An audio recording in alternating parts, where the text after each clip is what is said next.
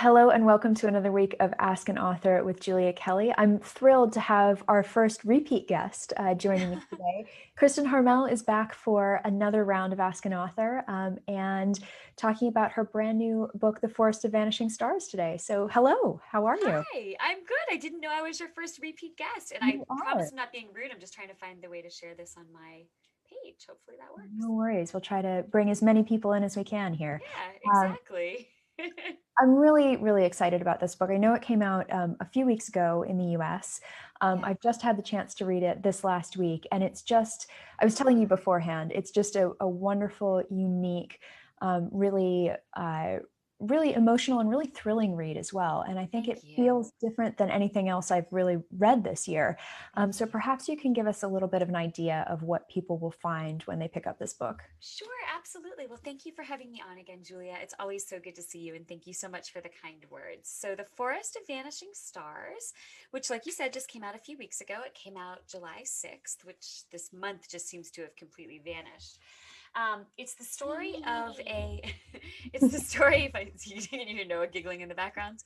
It's the story of a young woman who was kidnapped on her second birthday from her German parents by this woman named Yerusha, who feels like she's been called by the forest itself to take this little girl, to raise her deep in the woods, and to give her a different life. So she raises her with all the survival skills she'll need, but virtually no skills for human interaction, because she teaches her that venturing outside the safety of the forest is dangerous and that she can't trust people. So when the woman dies in 1942, Yona is now in her early 20s. She's now alone in the forest. And she's wandering the forest one day when her path crosses with that of a family of fleeing Jewish refugees. So it's 1942. This is Eastern Europe. It's an area that today is Belarus, but during the war was in Eastern Poland. Um, and for the first time, she learns what's happening outside the safety of her woods. So she learns, she knew there was a war going on, but she knows now that the Germans have arrived. They're moving Jews into ghettos. They're deporting many of them. They're murdering others. And the forests are filling with people trying to get away, trying to escape the Germans. So now she's faced with the question of, do I do what I can to help? Or do I stay safe in the woods, which is what I've always been taught is what I'm supposed to do? So, of course, she chooses to help, or it would be a very short book. Um, but in doing so, it opens her up to all these questions. First of all, questions of how to get along in society, right? So it kind of becomes this coming of age story of this person learning to interact with others for the first time. But it's also a story of identity, because she's kind of wrestling with the knowledge that she was born to a German father, and she knows that her father was not a good man and was someone who followed Hitler, right? So, like, how do you reconcile that with being raised by a Jewish woman in the woods, with now allying yourself with a group of Jewish refugees? So, there are kind of all these elements that go into who she is. And she struggles with that a lot. She struggles with who, what her identity really revolves around, and what makes her who she ultimately is.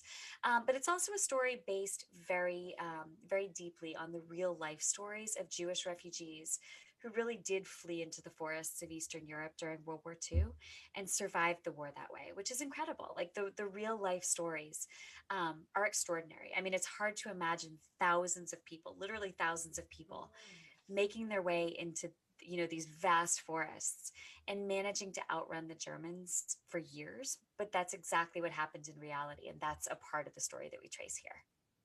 It's a really incredible book, and I think a Thanks. very ambitious book, but Thank one you. where the ambition really pays off, because I think, like I said, this is unlike anything I've read before. And just the Thanks. story of the people who, inspired your research and kind of started to lead you down that path is incredible. And I would love to talk a little bit about sort of the in-person research that you did as well. But perhaps you can talk first a little bit about the character of Yona. It struck me as I was reading this book that she must have been a unique challenge, because she's a person Yeah. who's almost completely isolated for the formative Yeah. years of her life. She really has had interactions with only one person, Yeah. this woman who took her, and it's not a warm Yeah. relationship. It's a No. it's a really unique one.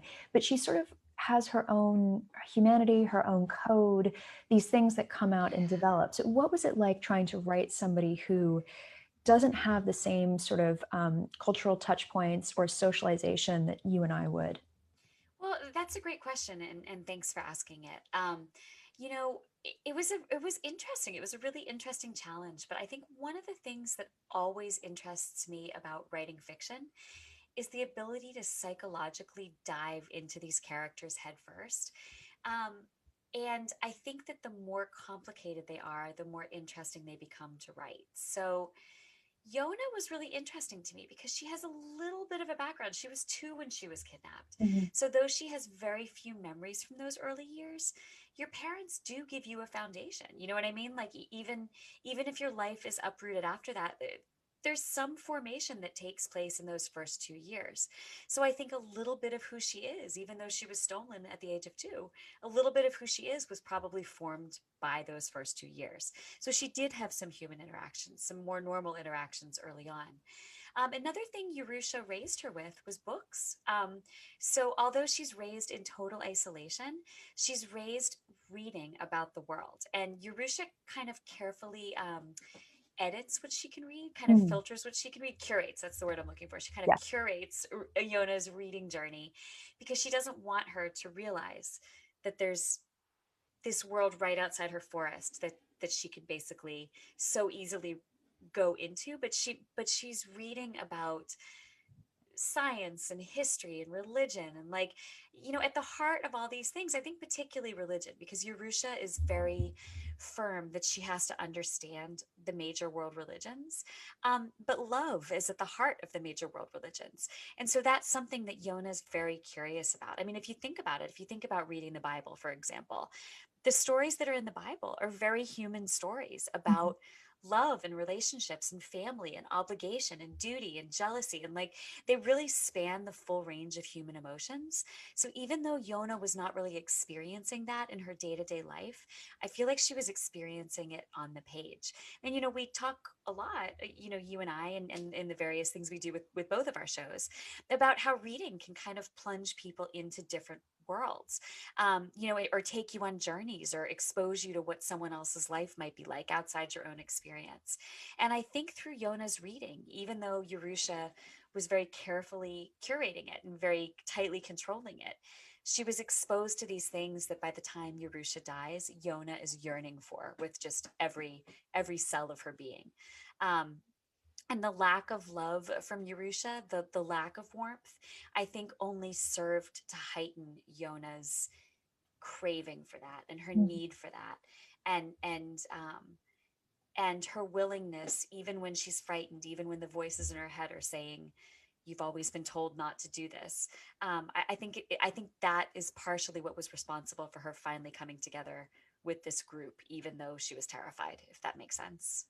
It does. I think it also really prompts this sort of an interesting discussion about the nurture versus nature, right? So Yes. it's Yep. sort of, with some people, I think it could have pushed them to be even more isolated and to pull Yeah. back from society even more. But with her, it really compels her forward. And so Yeah. when she does meet her first people in the forest before the war, and then when the war is actually going on, Yeah. it really compels her to sort of create a connection and create a bond with these people. Yeah. Yeah. Absolutely. And in terms of the nature versus nurture, it's um you know, I feel firmly that there are just obviously things that we're born with. I think when you say nature versus nurture, sometimes people think about, for example, sexual orientation, Mhm. right? And like that's not something that comes from your family. That's not something that comes from your heritage. That's just you. That's who you are. That's who you were born to be, I think. So it's not a question of that, but it's more in this story a question of how much your past shapes you, even if you don't know that past. And I Mhm. think that's a really interesting thing to explore. And I think it's a really interesting thing for me in particular to explore because there are personal elements of my own life that kind of feed into that. So I was raised Catholic. My mom's Catholic. My mom's whole side of the family is Catholic. And I didn't know until I was around 20 that most of my dad's side of the family is Jewish because my dad's dad was agnostic. And so raised my dad really without any real religion, like without really a sense of religion at all. And so he didn't carry any religion in particular into my parents' marriage. And so the religion that we just kind of collectively were as a family was Catholic. And so I was 20 when I found out that there was this whole half of me that was a different religion than I'd ever understood. And I had a lot of questions about that. I still have a lot of questions about that. I think that's part of what drives the fact that I find myself again and again writing about identity, Mhm. perhaps without always meaning to. Um, because the older I've gotten, the more I do think there's a piece of those stories that came before you that become a part of who you are. And in my case, I didn't know a lot of those stories, but I was drawn to write about World War II and the Holocaust in particular before I had any idea that I had any family connection to to that part of the world or that religion, if that makes sense. So I don't know, I'm So just kind of interesting. fascinated in general about those questions of identity that I think guide us all. That's fascinating, and I had no idea that it was sort of an ongoing question, and Yeah, I it, think, it is. Yeah. as writers, things like that do come up, and Yep. how could it not, right? How could Yep. it not somehow bubble up in what it Yep. is that we're writing? And it's so interesting with this book too, because the people that Yona meets in the forest are Jewish, and of course, there's a very strong religious tradition of Yeah. Judaism, passing down through the maternal side of the family. Yes. Yes. Yep. And so the question of who she is and what her religion is, and if she is or if she is not one of these people, Yep. becomes a real one for a lot of the people that she does meet and creates some tensions there. It does. And, I think that kind of plays into her struggle with identity. And I think it also highlights the idea that perhaps we spend too much of our time focusing on um, what makes somebody a quote unquote other. You know what I mean? I mean, here's this woman who believes the same things they do, who has been, raised to believe the same things they do. And she's in the forest risking her life to help them save theirs. And there are still people who are basically saying, well, you're not actually one of us. And so and I think that is very reflective of what society tends to do also. I think often in life there are people who are more concerned with, well, you're not like me, or you Mhm. don't look like me, or you don't come from the same background as me. And like somehow that overrides all the things that are clearly so much more important.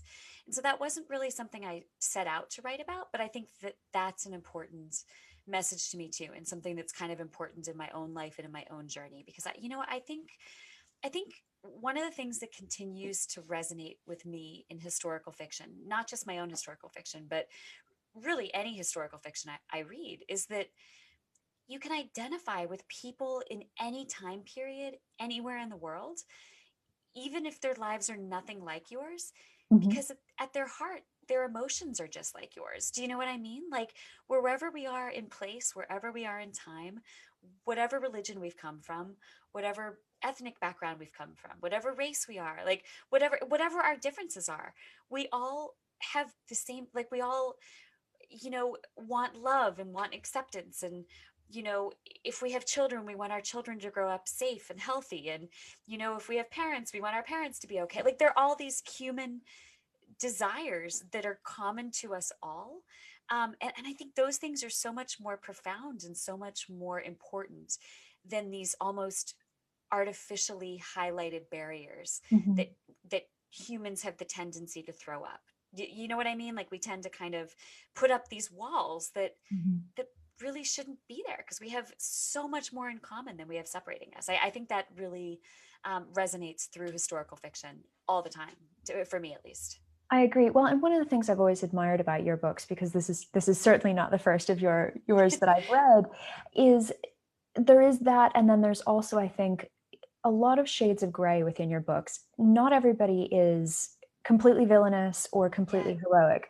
There are a lot of people in there who have their own motivations for doing things, and they're yeah, completely justified in yeah, feeling the way that they feel, in yep, acting the way that they act, because they're frightened, because they don't know how to sort of control what's going on around them. They're trying to yep, be safe. And I think especially when you write in periods of yep, we're in conflict, that really does come out.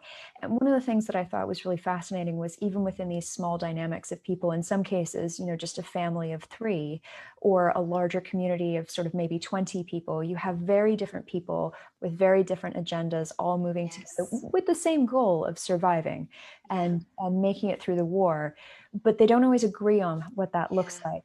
And I don't think you can point at, with maybe a couple of exceptions in this book, I don't think you can point at any one person and say that person is wrong or that person is doing Right. things that Yeah. are, that they don't believe are for the greater good of the Yeah. group. Yep. No, you're right. And I appreciate you pointing that out. To me, that's one of the things that's most rewarding about writing about this time period, because I think that it would be easy to paint everyone with the broadest of brushes and to say, these people were the people being persecuted, therefore they must all be good. You know, these people are the people standing by and not doing anything about it, they must all be bad, or whatever. And I think, as you said, there's a lot of gray area in there. There certainly were people who were just bad, right? Like, I mean, I don't really think there's any way you can spin Hitler and say, like, yeah, that guy Yeah, probably had a reason for, no, like, he's just bad, right? Like, I'm comfortable with that. they're just like bad people, right? But the people on the ground, I mean, some of these refugees were good people and had reasons for what they were doing, but didn't make the right choices or made choices that hurt other people. And one of the things that's interesting to me about these stories of survival in the woods is that I think when I began the research, in my head, I just thought it must have just been all about survival all the time, right? Like, because survival was so difficult. So they must have spent their whole lives out there being consumed with, how am I going to eat? How am I going to outrun the Germans? How am I going to shelter? How am I going to stay warm? How am I going to get shoes on my feet? And the reality of it in real life was that once those survival needs were met and they had the expectation that they could continue meeting those needs, they just went back to being people. And that meant that they went back to um, cheating on each other, or getting angry and jealous with each other, or speaking sharply to each other, or getting into fights for no reasons, or all the things, all those little mistakes we make as Mhm. people because we let sometimes our you know jealousy or hurt or love, or all these things kind of guide us, because that's just a part of being human. But everybody in that forest kind of reverted back to that once the natural needs were met. And that's why, like, when you look at a group, for instance, like the Bielski group, which was the biggest and most well-known group that fled into this particular the forest in this particular area that I'm writing about, um, that group ultimately numbered 1,200. And part of the reason that there were so many of them and that the majority of them survived was because once they figured out how to survive, it was just okay, like, how do we set up a society? How do we live? And so, just like in our society, in anybody's society, they set up a system where everybody had a role to play. And Mhm. once everyone had a role to play, all of those things that divide us in society began to kick in. And again, that's one of the things I find so interesting. I think it goes back to that idea of whatever you are, wherever you are, whatever time period you're in, all of these things, we're all just human. We're all human at our core, and we go back to being human. That to me, that was really interesting to realize that um, that things unfolded with all of the nuances that we're used to in our society too. I wonder also how, as an author, you balance those moments of extreme tension when Yeah, somebody's coming, when survival is going to be yeah, so difficult, winter's coming, they hear Germans in the woods, with the moments of sort of real humanity when people do revert, as you say, yeah, they snap at each other, they fight, they do all those things. And then there's also these moments of peace, whether it's the little yeah, kids playing or finding a way to celebrate Hanukkah or yeah, other significant and small, day-to-day pieces. How do you figure yeah. out how to weave those through a story like this? That's a good question, and I'm not sure that it's conscious as much as it is just thinking, who were these characters, and what would their life be like? And probably some of that came from reading a lot of survivor testimony, and watching survivor testimony. Probably part of it came from speaking with Aaron Bielski, who was the youngest of the four brothers who formed that the Bielski group I was talking about a moment ago. That was really one of the things that stuck with me in the conversation I had with him. There were a lot of things that stuck with me, but one of them was just the descriptions of how normal things were, Mhm. and just to have that realization that people, um, again, once those basic needs were met, the idea that they practiced their religion in the woods and that that was important to them, but it was just a piece of what was important, right? They, just like in their daily lives before the war, that would have been a piece of their lives. It was still a piece of their lives, and it was still a vital piece of their lives. Um, and I liked that because it meant that, yeah, they might be out hunting or out doing walks around the perimeter to make sure there weren't any Germans or any farmers who would turn them in. They might be desperately gathering food for the coming winter. They might be working their fingers to the bone building a shelter, before the first freeze or whatever. Um, but then they would pause on Friday and light a candle or light a piece of wood and honor their religious observances that they would have done outside of the woods. So there were these moments of peace that were a part of it, even when survival was at the forefront. And so I think, therefore, it was really realistic to write that uneven, unexpected combination of peace and turmoil, because I think that's very much what it was like in real life. I would love to dive a little bit more into the research that you did, but really quickly Sure. before I forget, if you guys have any questions, please do pop them in the comments. I know we have some questions from the RSVP and other things, so I'll be going through and making sure that we get some time to answer those. I think it would be impossible to talk about this book without talking about the incredible feat of research that this must have been. Did you know how much research you were going to have to do for this before you started out? No, and part of the problem is when you pitch your book in January of 2020 and sell your book in February of 2020 and sit down to write your book in March of 2020, and then a worldwide pandemic breaks out. It's It inconvenient, isn't it? what did you say? It's inconvenient for It's a researching. little inconvenient. Yes, it made going to Belarus a little more difficult than I anticipated. So I began, as I always do, with a lot of reading, and like you said, it was way more than I expected. I definitely bit off more than I realized I would be chewing, because I first had to acclimate myself for, just first of all, to that corner of the world. I had gotten so comfortable writing about World War II France, Mhm. and knowing a lot of things just because I had done so much research over so many years. So there were like nuances I didn't have to look up when writing about World War II France, because like they're just things I know off the top of my head now, or I know exactly which book I can find them in, or who to ask, or it just, as I'm sure you do with writing about England, it's Yes, just a little bit easier to write about a setting that you've written about every book multiple builds on times. itself. Everything builds. That's a very good way to put it. Everything builds on itself. This was essentially starting from scratch. So that was one challenge. Another challenge was that the forest, which I knew was going to be important, I did not realize it was going to really become a character in and of itself, and that it was really going to be at the heart of the story in the way that it was. And that began to develop the recognition that the forest was really going to have to be a character, in the way that, like, New York is a character in Sex and the City, right? Like you couldn't have Sex and the City set in Topeka, right? Like it just wouldn't work. And this forest was very specific, and this forest was a huge part of everything that took place in this novel. And so I really had to wrap my head around this forest.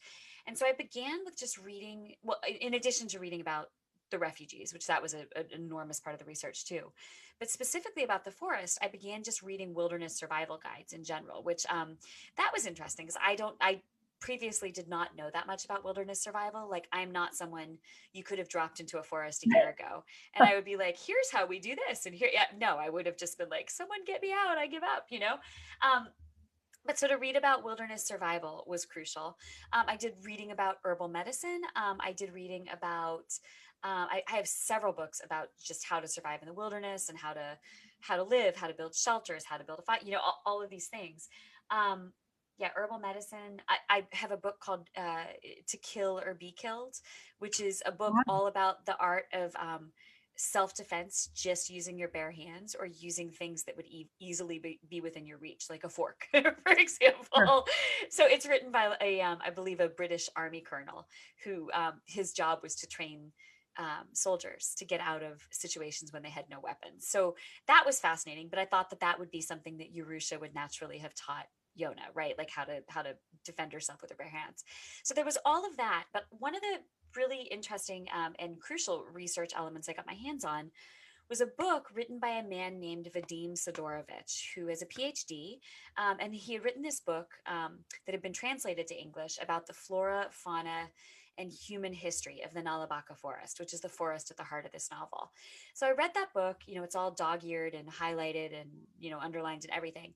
And there was so much that I knew at that point, but I was only like 85% of the way there in terms of Mhm. being able to really capture that particular forest, because there were little things I didn't know, or things that I thought, like, okay, I understand this element of herbal medicine, but I can't find anywhere whether this particular herb grows in this forest, right? So there were like all those little things that I just couldn't connect the dots. So I took a chance and reached out to Vadim, the man who'd written the book, and he wrote back.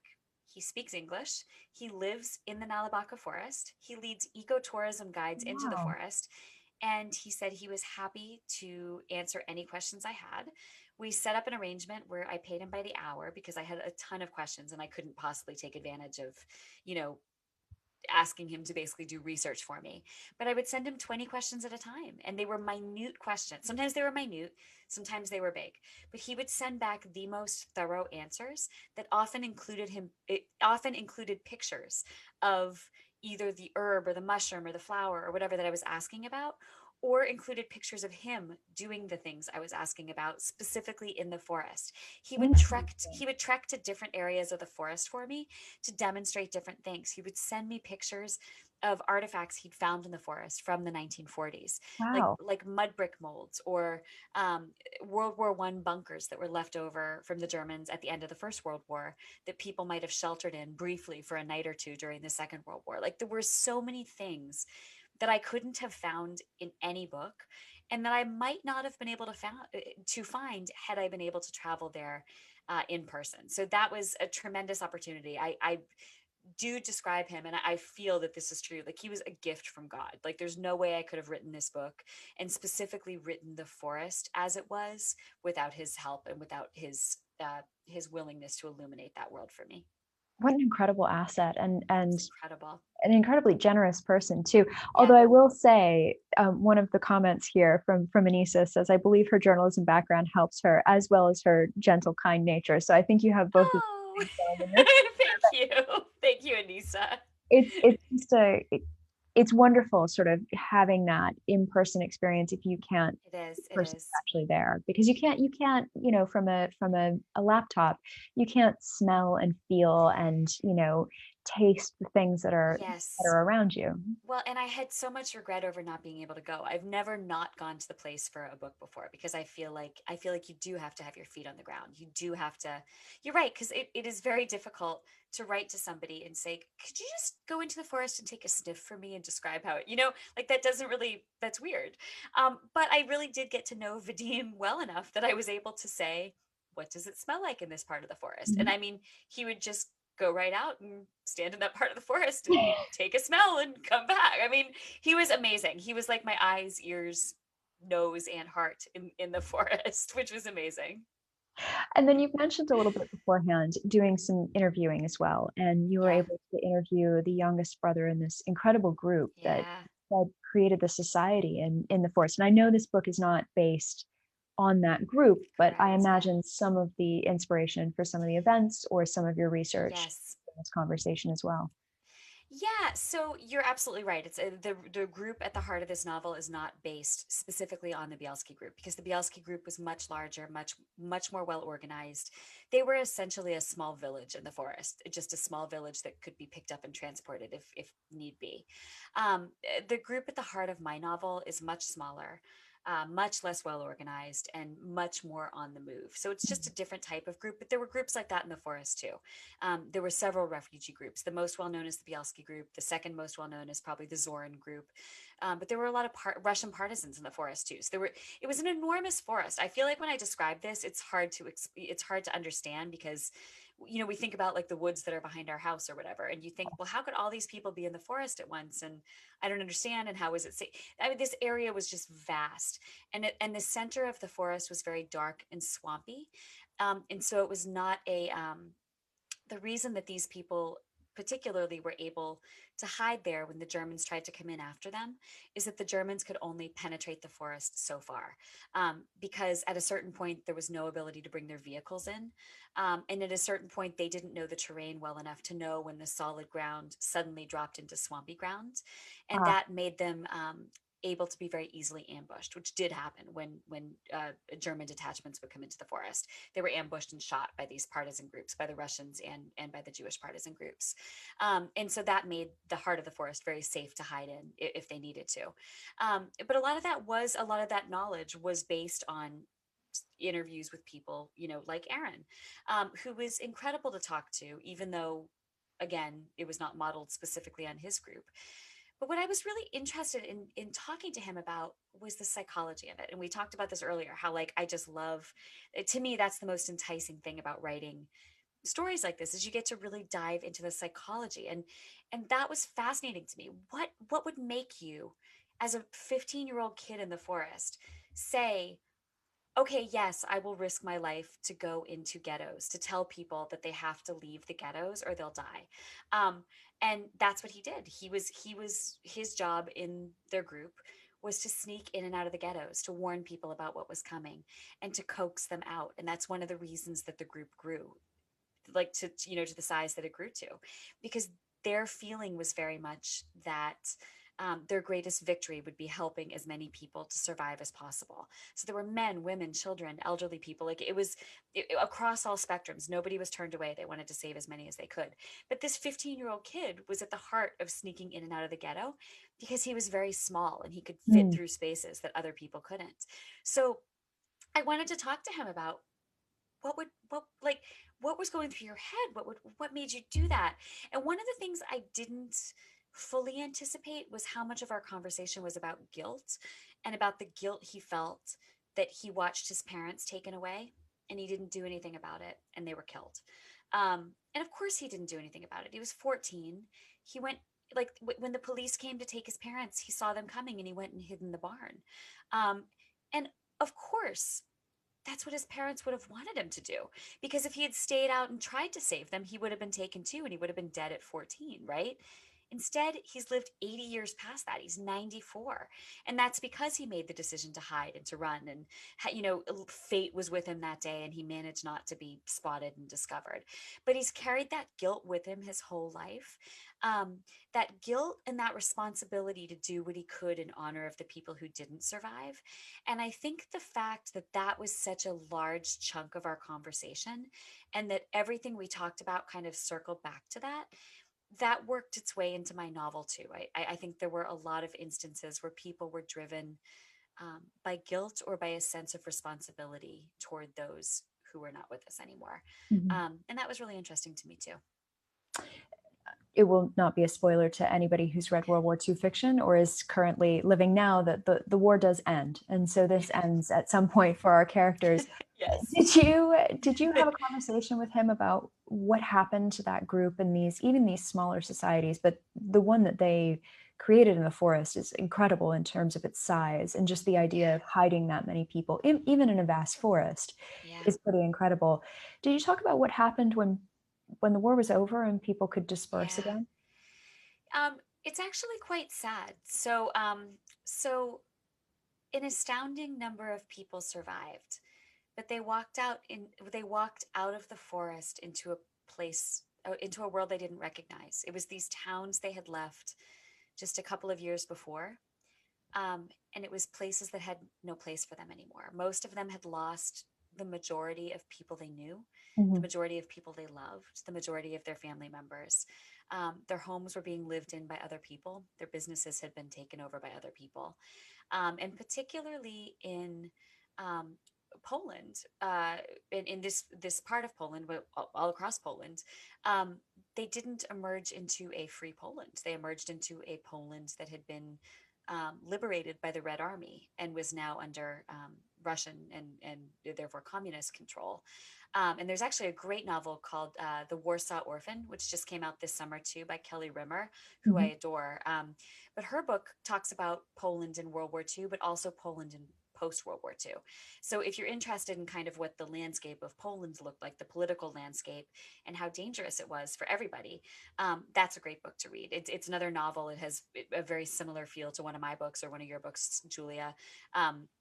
And I think it would really appeal to people. But that's kind of a great next step. It's a good companion book for this one Sure. because you kind of do see the history of what happens after. But for these people who emerged and who had spent all this time fighting for their lives, I think it was just very much a what now, right? So some of them stayed, a lot of them left, a lot of them immigrated to what would become Israel. And what happened to the Bielskis was it was sort of sad because Tuvia Bielski, Aaron's oldest brother, the one who really had organized this group and been the commander of this group. Now, this was a man who had been an officer in the Polish army. He was well respected, he was decorated, and then everything was stripped from him. Not many years after that, because he was Jewish. So he was basically, everything that he had earned was kind of taken from him. And then he went into the woods and came up with a way to form this group, to recruit people, to run this society of 1,200 different personalities. And he was very much like a military or elected leader in this group. Like he was very powerful, very well respected. Um, and then he emerged from the forest into a life where those skills didn't mean anything anymore and those accomplishments didn't mean anything anymore. And he wound up, I believe, driving taxis in Israel, and then moving to the United States and working. I think ultimately co-owning with some of his other brothers, but working for like a shipping company, like driving trucks. Right. I think it was something that he maybe struggled with for a lot of the rest of his life. And the recognition for what the Bielski group did and the people they saved didn't really come until after he died. And so I think now, especially because there was a movie made in 1995, I think, starring Daniel Craig as Tuvia Bielski. There was a movie made called Defiance, honoring their story and telling their story really quite beautifully. But I don't think it was really until that they were kind of returned to the spotlight and people understood what a tremendous role they had played and a tremendous role he in particular had played. And I think at that point, it was too late for him. I can't remember what year he died, but he certainly didn't get that acclaim in his lifetime. And that's so sad to think of somebody who was such a hero and such a savior, and then never really figured out a way to find his footing in society in Mhm. a way that matched his past. You know what I mean? Because especially coming to the United States, I would imagine that by the time he came here, he probably struggled. He was probably old enough that English didn't come super naturally to him, and that would have been an obstacle. You know what I mean? So Yeah. that was interesting to hear too, and sad to think that somebody could do that much good. All of the brothers, and and kind of struggle with the rest of their lives. And in fact, one of the four brothers, there were, I can't remember whether it was 10 or 12, but there were a bunch of Bielski siblings, but there were only four of them in the forest, I believe, four brothers. Um, One of the brothers actually died very soon after he came out of the forest because he was drafted into the Red Army, because the Russians had liberated them and then immediately drafted them. So he had to go fight for the Russians against Germany, and he lost his life in one of the final battles of the war. So there were kind of sad things like that also Yeah. that he was not the only one who met that fate at the end. I know one of the things that you and I have talked a lot about when we've had conversations, both publicly and things like this, and then also just between the two of us, Yeah, is really the role that historical fiction plays in highlighting, in particular, women's stories, because I think we yeah, we do focus on those a yeah, lot, you and I, but really we're looking at stories across humanity here with Yeah. historical fiction, and a way to sort of remember and honor and also educate too, Yeah. because it's incredible to me, with the prevalence of the internet, with the amount of information that's shared, there are still things that I've never heard of, Yeah. stories that I think are still waiting to be told. And this Yeah. feels like one of those to me. I Yeah. certainly didn't know about these groups Yeah. that had hid in the forest and managed to survive before reading your book. Yeah, well, thank you. And I think that's one of the things, and you do it so well too, Julia. I think it's a joy and I think an honor to be able to bring these stories back to the mainstream, um, and to remind people of their importance because I think the past still has lessons for us, still has really profound and important and relevant lessons for us. And I think the more we can bring those lost stories to the forefront, um, the more we're doing our job. You know what I mean? Yeah, I think, and I also think that when you learn history, and you absorb history, you do so because it touches your heart first and then kind of travels up to your head and sticks there. But you've got to get people in the heart, and I think that's why historical fiction can sometimes be so powerful and so helpful in doing that. I agree. We do have a question from Susan who wants to know, has Vadim read the book, or has Aaron Bielski read the book? I don't know. I don't think so. I've not heard from either of them yet. That's on me with Vadim because he probably would not have access to it in Belarus. It has not been published in Belarus yet. But I need to send him a copy. And I have not yet, simply because I have been insanely busy. But things are slowing down, and I will send it to him. And that is horrible that I've not sent it to him. As for Aaron Bielski, I will certainly send him a copy. That is my plan. I'm actually hoping to. He lives in Palm Beach. I'm in Orlando, so we're not that far apart. Mhm. I would love to find a day to go down and just hand deliver it, and thank him in person for his help. But I'm not sure. And I don't want to speak out of turn because I honestly don't know him well enough to know this. I'm not sure that he um, would be somebody who reads much anymore. So that I am not sure if he will end up reading it or will just be pleased to acknowledge that it exists. You know what I Yeah. mean? So So, thank but you. it would be really neat to hear what they think of it. Also, though, I'm a little terrified, like because It must I be feel, terrifying. I feel like I honored their stories and their contribution. I did my best to honor it and to get it exactly right. But I don't know, that's a little scary. Like, what if I didn't? Like, what if Vadim reads it and is like, yeah, that's not our forest at all. I would be like, oh no, like I almost don't want to know. It's almost like if you could send the book and then just say, only get in touch if it's good news. Yeah, this is my address if it's good news. This is my Right, address if it's bad news. Please respond right. accordingly. Well, no, I'm sure it will be greatly appreciated. The thank you in particular, I'm sure will be I great. I hope so. Yeah, I would. Yeah, yeah, We have yeah. a question from Kay that is a very basic, that I should have asked. How did you come up with the idea to write this book? There is no good answer to that. I knew I wanted. There's really not. I knew I wanted to do something different than what I had done. I wanted to shake myself up a little bit. The book I'm writing now. So my next novel will be a return to World War II France, Mm, but I needed to do something that wasn't World War II France. I needed to step out because that's my comfort zone, and there's nothing wrong with writing in your comfort zone at all. But I wanted to see if I could do something else. I wanted to just rattle my own cage a little bit. I wanted to just, do some and stepping out of France was a challenge, and writing a story about a forest was a challenge because, as I said, that's not something that comes naturally to me. I'm not a sure. super outdoorsy person. Like that wasn't these were not things I knew before I began to research them. Um, so part of it came from wanting to challenge myself. Part of it came from being vaguely aware of the story of refugees who had fled into the forest. I had seen Defiance, probably. Oh, you know what? Before did I say 95? It was 2005, 2008. It came out in 2008. Sorry, I was mixing it up with the year the book came out. The book came Oh, out I in see. 95.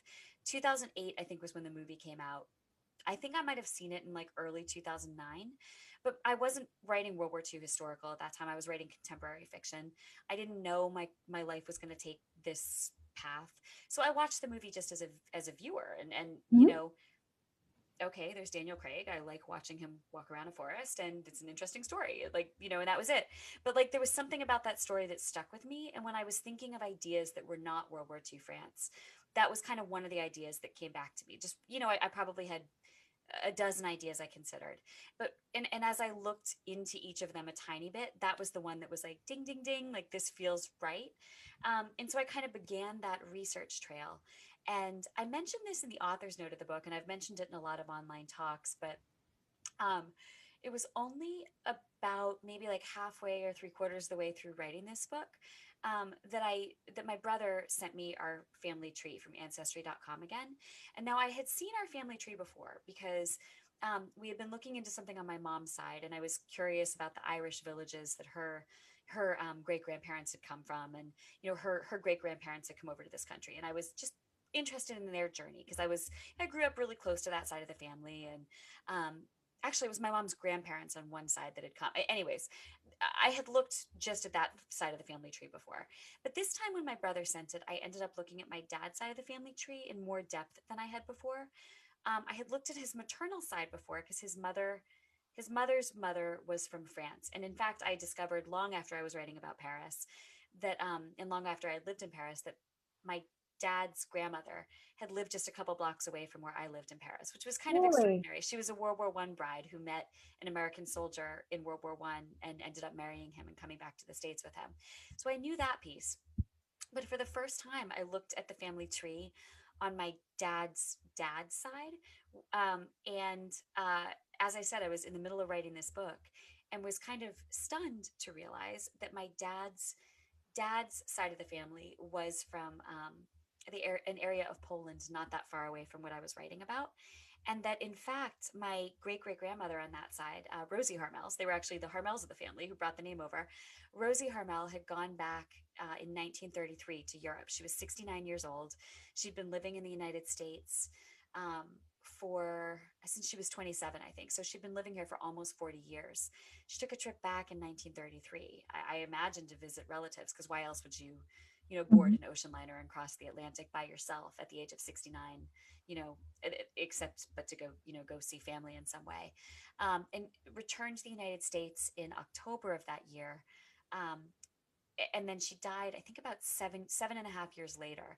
But that meant that she was basically traveling to Europe to see loved ones uh, on the eve of World War II. I mean, World War II started less than 6 years later, and started in the country that she had come from less than 6 years later. Mhm. It started in it was starting in Poland by the beginning of September 1939, and so to think what she must have been thinking about those. Oh, and I'm sorry, I don't know if I said this. They were Jewish also, so it Right. was Jewish family from that side of the. Anyways, so sorry, I'm going around in circles. But what I was trying to say was that I had no idea that I had a family attachment to that part of the world and that particular culture in that part of the world.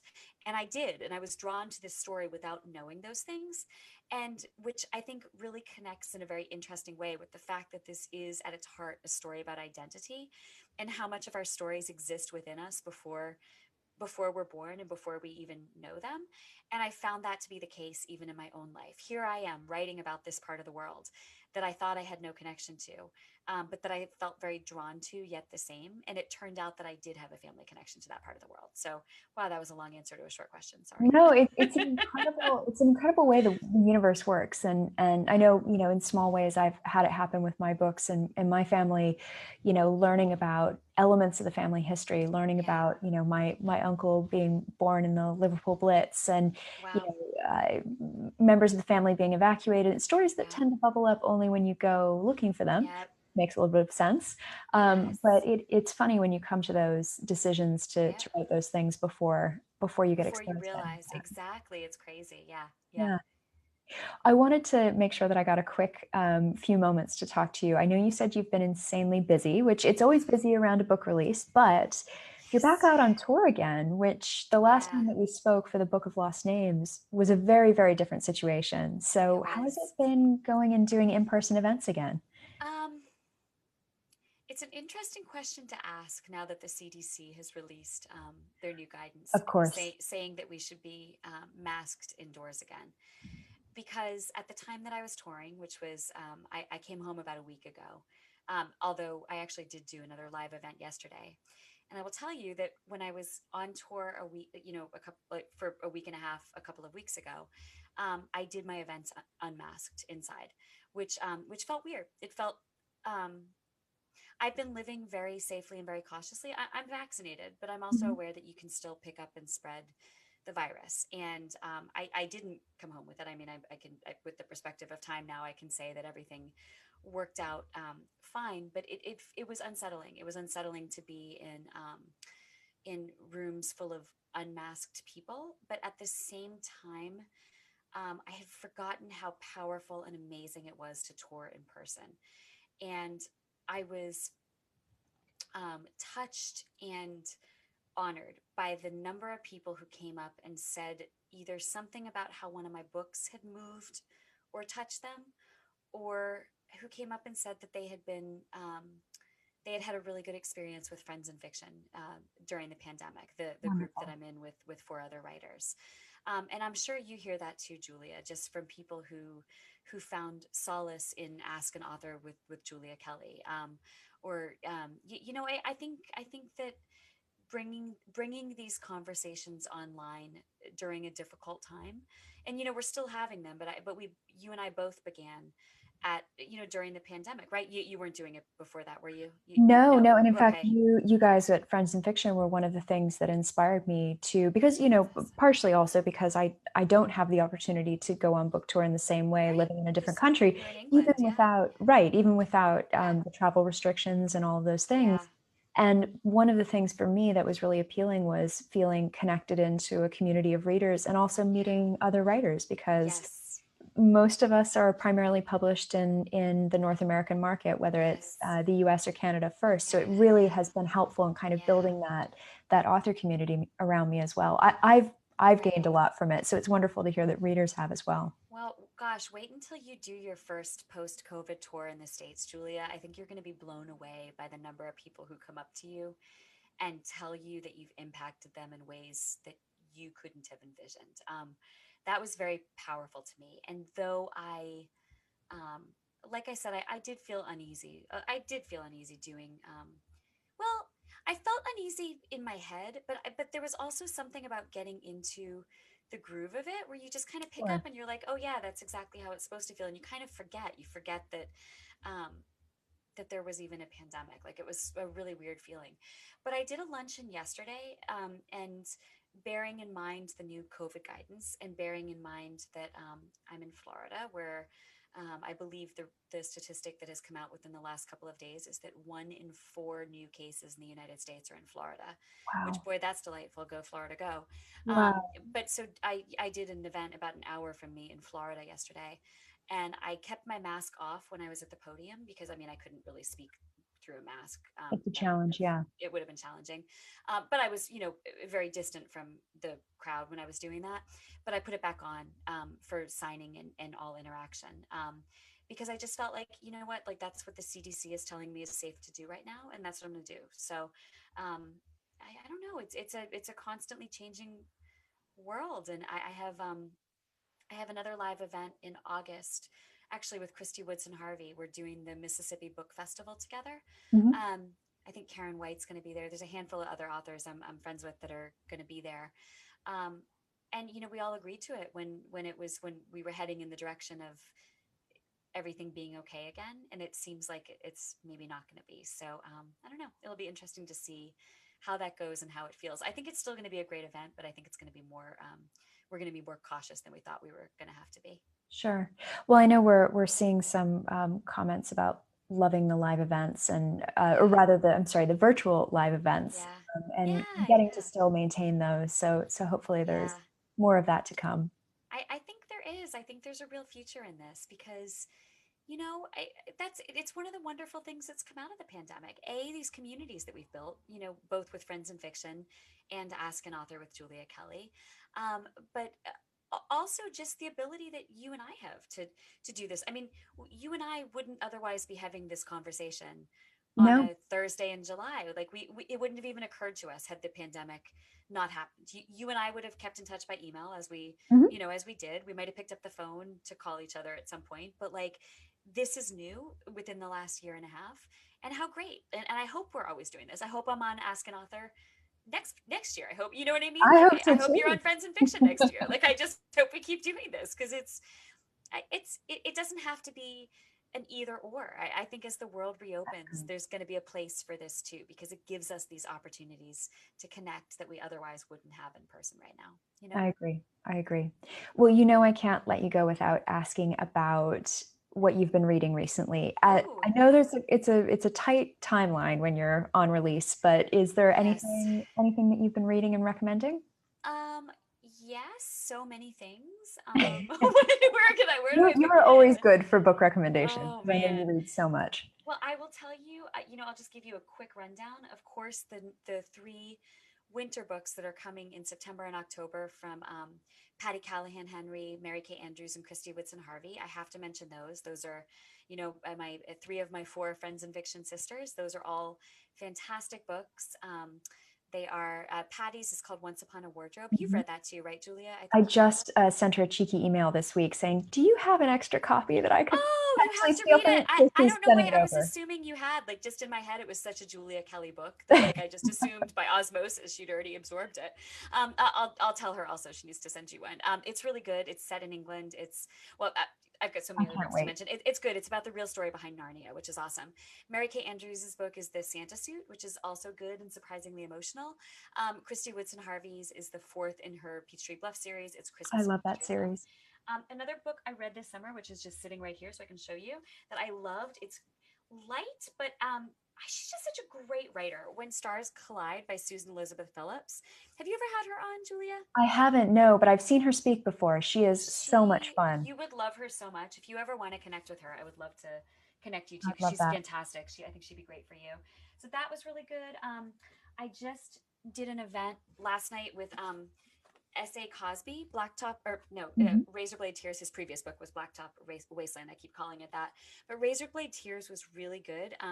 It's very murdery and revengey Ooh, I in do a like way a that bit I of murder and normally revenge. but it's like not the kind of book I would normally think I'd be drawn to, but his characters were so incredible and well drawn, and he has so many like just lines of dialogue and lines of description that I listened to it on audiobook actually. There were so many times I hit rewind just because I wanted to hear a way he'd phrased something again.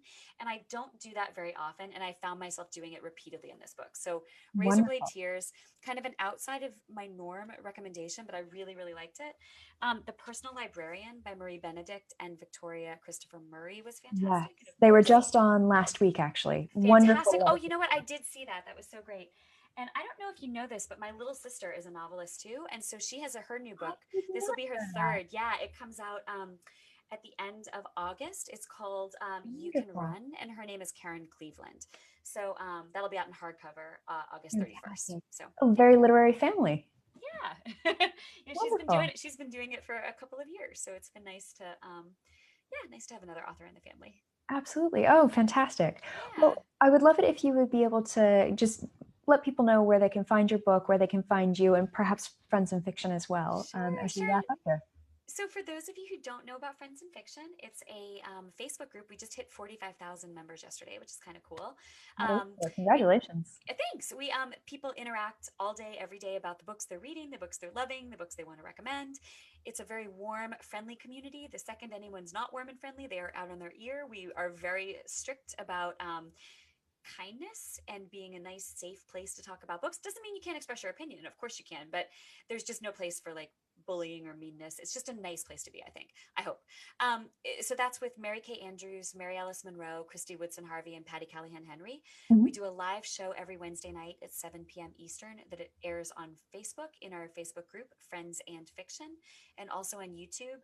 And our guest next week is Lauren Willig, who wrote Band of Sisters, and she's fantastic. So I think that'll be a Wonderful. lot of fun. And we actually have Christina McMorris guest hosting because Mary Alice is on sabbatical and Mary Kay is on vacation. fiction. So we thought it would be a fun opportunity to bring in Christina because we love her. And she was originally part of Friends in Fiction and then bowed out because she was under a bunch of deadlines. So it's nice to be able to bring her back in as a guest host every once in a while. So that's Friends in Fiction. What else can I tell you? You can find me at KristinHarmel.com. You can find me on Facebook.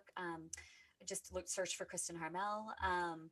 I'm on Twitter, I'm on Instagram, and you can find my books pretty much anywhere books are sold. Amazon, Barnes and Noble, your local independent bookstore. You can find loads of the Book of Lost Names, my previous book, at Costco. I keep seeing it on the Costco table, which is nice, but pretty much anywhere. And I do hope if you don't have The Forest of Vanishing Stars yet or haven't read it, you will consider picking it up or putting yourself on the wait list at your library because hopefully, I mean, it's different, but if you like World War II, I think it has the heart of all my other World War II books. It's really just a little bit of a different way into the story. So it does. We also will have some links on this posting and then also in the comments of this to bookshop.org. Perfect. Your listing there. There's actually an Ask an Author store there. So it makes it easy to find all the books. Thank you again so much for doing this. This has been absolutely wonderful. Julia. I really appreciate it. It's always so good to catch up with you. And we need to do it more often offline too. I agree. Well, thank you so much. Thank you everybody for watching and we'll see you again next week. Thank you so much.